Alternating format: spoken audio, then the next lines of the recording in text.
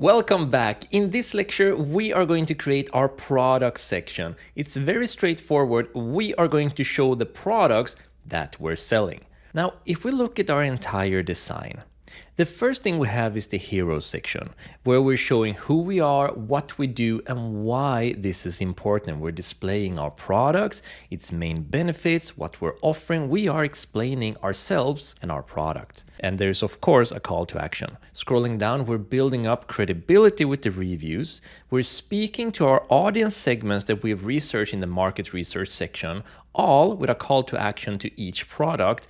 And now we're ready to once again show this is what's on offer. These are the products we're selling. The reason we're putting these products straight up with a buy now button so far down is because we have done all of the preparatory work to show our products once again. The purpose of the strategy and of our website is to sell the products that we have, or to sell the client's products. But we need to build up the credibility to speak the correct language and set our marketing before we can do that. We have done so already, and so this section will now be a straightforward section where we show in a clean display the products that are on offer. So let's start designing. The first thing I'm going to do is make sure that these, where it says top products, is the same size and the same font as the headers in the themed section. It goes together with having a unison design, making us look professional. So we don't have different fonts and different sizes all over the place. So all I'm going to do is click on top products, go to style, go to typography, and then I'm going to make sure that this size is the same as this size. So I'm just going to quickly have a look at what this size is by clicking here, style, content, typography, it's 36. So let's head back here, style, typography, size, take it down to 36.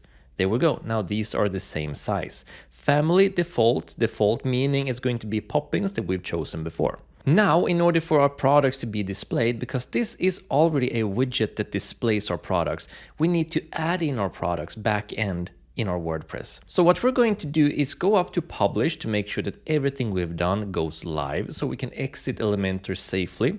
I'm going to click up here on the E symbol to exit to WordPress. Click on our logo to go back end. Go down to products, all products. And here we have a bunch of dummy products that came with the starter kit. We are going to click up here to select all of them, bulk action, move to trash, apply. All nice and clean. Now let's create our own products. Go up to add new product. And then let's start setting in the products that we have. Now, if you're not using the starter pack, you just start off by writing in your product name. But if you are using the starter pack, you need to know what the name is of the product that you're selling. And we've already attached that name to the image. So what we can do is move over to the right where it says product image, the image that's going to show on our website for this product. Click on set product image, click on upload file. Select files. Make sure that in the starter pack you go to website building, product images, and then number 1 is going to display the primary image we want to use on our product. So for this one, we have Canyon Sand, we have Graphite Black, and we have Slate Green.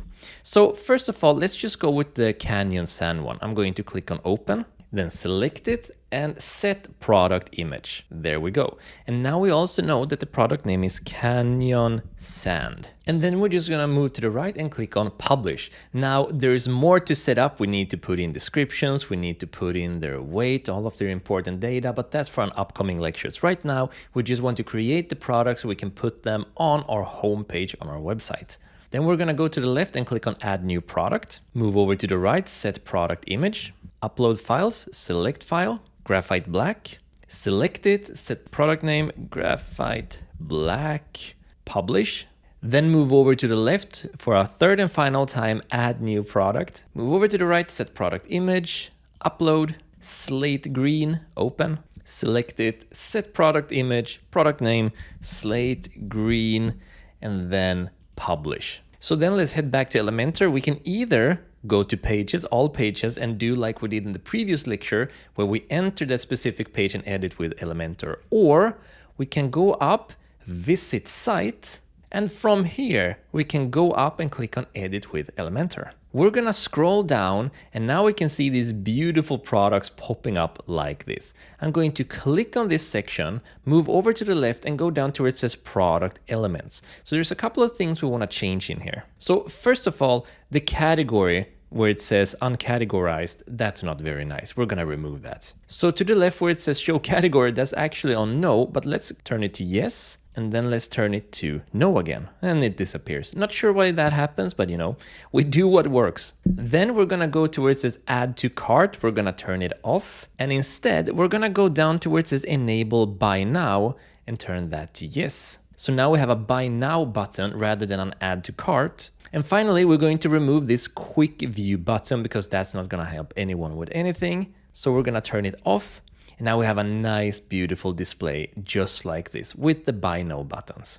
And that's it for this section. It's a very simple and clean section. Of course, later on, we're going to customize these more so that they're clickable, so that there's information about them. And me personally, I prefer to have buy now buttons rather than add to carts because it is more actionable. Our job is to get them to buy our products. A buy now button takes them directly to the checkout. And if they want to add in more, they can change the quantity or they can go back and add in more from our homepage. But when it comes to selling few products, that is 3 or less, using a buy now button is generally better than an add to cart button. But if you're selling more products than that, especially if there's a big variation on the products, an add to cart button can be a better idea because people are usually shopping more things. So in the next lecture, we're going to create a mission section. We're going to talk about what that is and how we can tie in more important navigational features of our website into that mission section. See you in the next lecture.